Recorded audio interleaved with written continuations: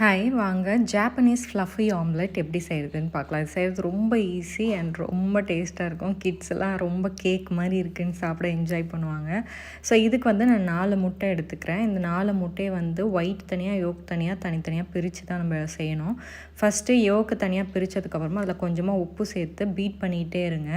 இந்த மாதிரி பதத்துக்கு வந்தோடனே அதை ஸ்டாப் பண்ணிவிட்டு அடுத்து எல்லோலையும் லைட்டாக உப்பு போட்டு லைட்டாக அதை பீட் பண்ணால் போதும். இப்போ ஒரு பேனில் ஃபுல்லாக பட்டர் தடவிட்டு முதல்ல நம்ம எடுத்து வச்சுருக்க எல்லோவை ஊற்றி ஆம்லேட் மாதிரி வந்தோடனே திருப்பி போட்டுட்டு இப்போ நம்ம மிக்ஸ் பண்ணி வச்சுருக்க ஒயிட்டை அது மேலே இந்த மாதிரி ஸ்ப்ரெட் பண்ணிவிட்டு நீங்கள் என்ன டாப்பிங்ஸ் உங்களுக்கு வேணுன்றதை போட்டுக்கலாம். நான் இட்டாலியன் சீசனிங் தான் போட்டேன். இதை ஒரு 3 to 4 minutes லோ ஃப்ளேமில் மூடி வச்சிங்கன்னா இந்த அளவுக்கு குக் ஆகிடும்.